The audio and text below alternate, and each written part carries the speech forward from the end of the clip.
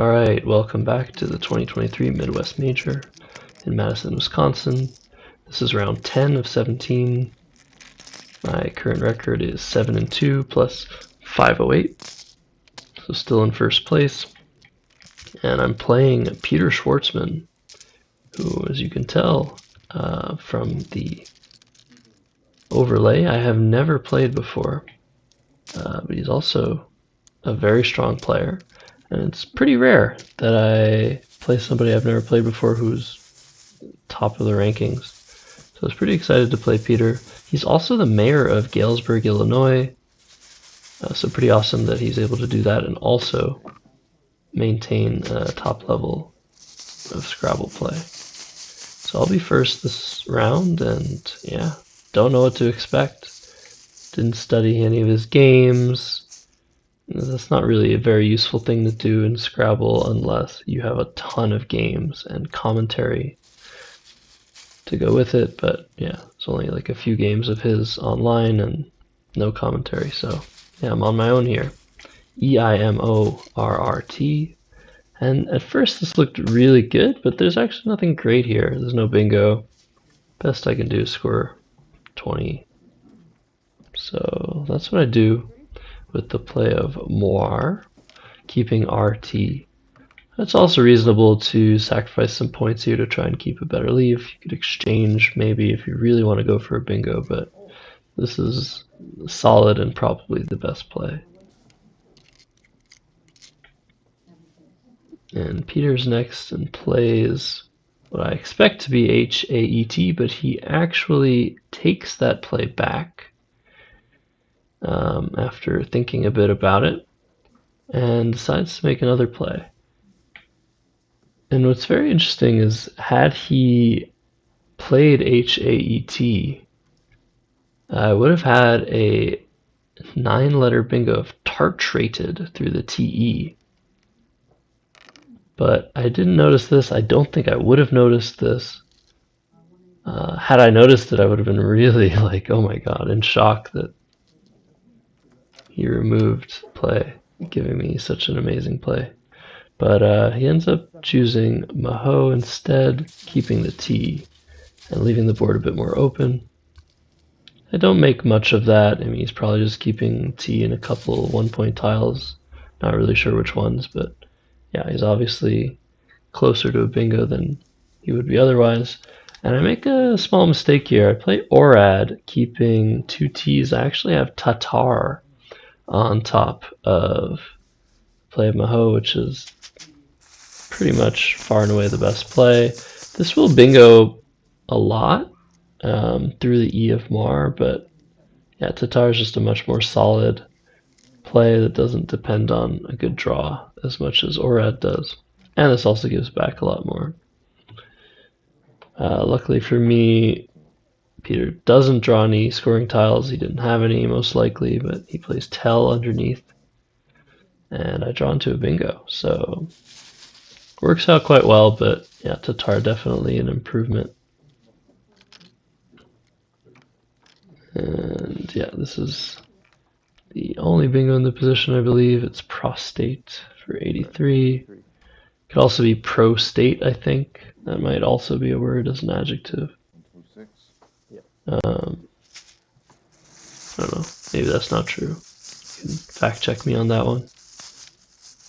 And Peter takes no time to respond with chutneys for 80, making the blank an H. Nice find. It's often pretty hard to find bingos with a Y, but yeah. The other possibility here is to play, what is it? Lucently from the first L in Tell for the same score. And in this position I have ABIRRSS, which isn't that bad. It's pretty good actually, drawing 2 of the last 3 S's. And I do have a small lead here, but I don't have anything fantastic. Either play crabs or cribs, and because there are more I's left unseen than A's, I decide to play cribs so as not to duplicate the I. Let's see what we get. O-N-U-R. So not a good draw. Peter responds with Jared for 33. And yeah, there isn't so much to do here. I decide to go with Hour and be aggressive, scoring 8 points just to set up my S. Hopefully Peter doesn't have the other S that's unseen, and ANRS is the best leave I can make with this situation, so I decided to be aggressive with the scores still being close. But that could definitely backfire. It doesn't immediately backfire. QUAI is the play by Peter, taking a 16-point lead, but I draw VWZ. Very weird stuff. And I can score 40 points right now with Zaz, but it's probably better to do what I did here. Peter clearly, almost certainly doesn't have the S, otherwise he would have played QIS in the same spot as Zaz for 40, just assuming that Hour was setting the S up. So I'd like to maintain that spot for myself, and I play Vol for 23, but not really liking my position that much, given that there's a blank out and I don't really have a lead at all. Peter gets rid of some consonants with chaw for 18, but I draw the blank without a vowel though, so I have a choice here. I can either just play off the V for 10 with var to the AR and Maho Orad, or exchange. And when you exchange this late into the game, it's kind of weird to throw back the Z, but in this position, SPR blank looked so strong, hopefully hitting that Hour spot very hard. And the Z wasn't so great in this position. There aren't any hot spots. There might be coming up, but that was the decision that I made. So Flit comes down, and Peter's up 33, and I can bingo now with Plinkers. I didn't actually think that was a word. I couldn't quite remember if Sprinkle had an anagram, but even so, it's probably okay to do what I did here, play Risk for 43. Plinkers was, I think, in the 60s, I think 69 points.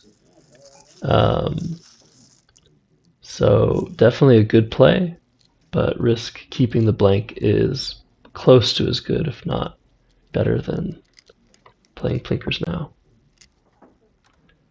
And I draw into Pinbone, but there is no spot for it. And Peter does not give me a spot. He plays enough, retaking the lead. And this is kind of an awkward position. There appears to just not be any good plays here.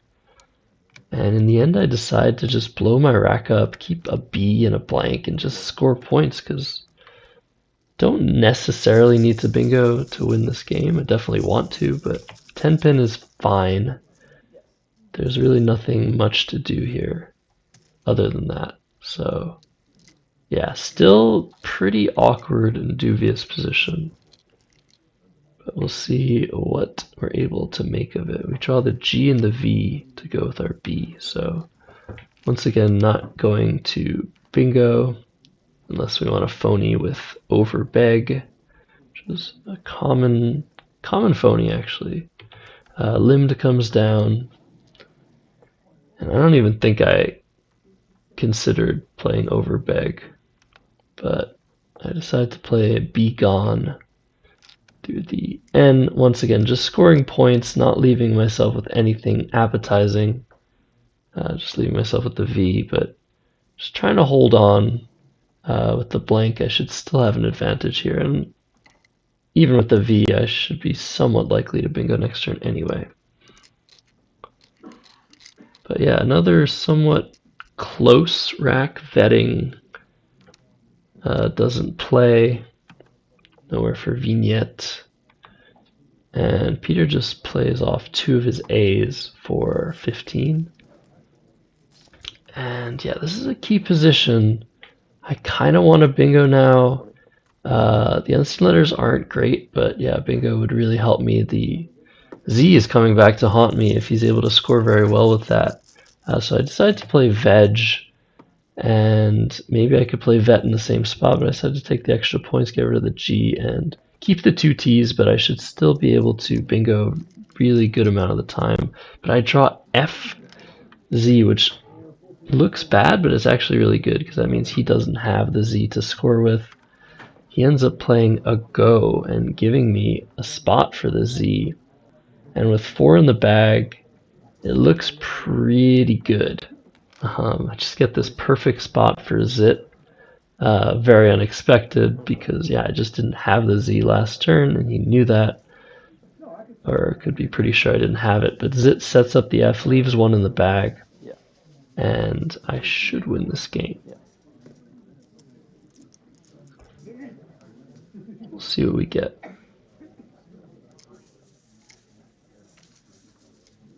Alright, EYA, more scoring power. And yeah, there's an X unseen to me. It looks pretty unlikely that I'm going to lose here. But never know. Never know until you know. After a long think, Peter decides there's nothing better than to just play XU, hope for the blank. But even with the blank, it might not have been enough. So I have that nice F spot underneath Zit. And I mess up the endgame a little bit here. I should play Facet. But instead I just give him a lot back for seemingly no reason. I took a while here. I just didn't spot the play of Facet, play Fetid, and this just allows him to underlap for a lot of points. As long as I keep YE or AY, I will be going out for a lot of points. So yeah, Facet much better to not allow those underlaps. And yeah, in the end, Peter does go with Dinos for 31. And I go out with AY. And where do I go? Well, finally hook the play that Peter made on move 2. And that play is Telly. Guys, remember that spot from so long ago? Good for you. But that's what I do. And the score is 29 points. And puts the final score at 413 to 346. So very hard fought battle. Really tough game. And made a couple of maybe inaccurate plays. Definitely Orad could have been improved upon. But yeah, it's just kind of a slow, weird game. It's a lot of awkward racks, but the blank helped in the end, and we take it home. See you guys on the next episode.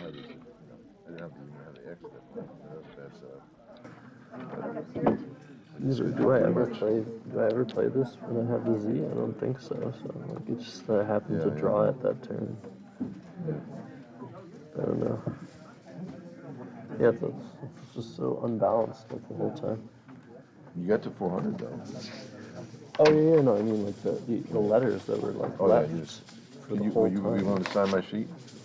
Sure, yeah. You're the third person I've asked to do that.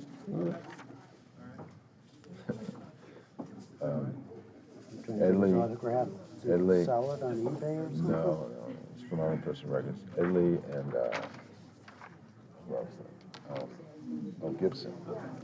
Well, it's an honor. Pretty good. Jeez. Pretty good. So sad. Go ahead and do it. I don't get to play a lot of people like that because I don't do a lot of tournaments, but Yeah. pretty good. What was I gonna say?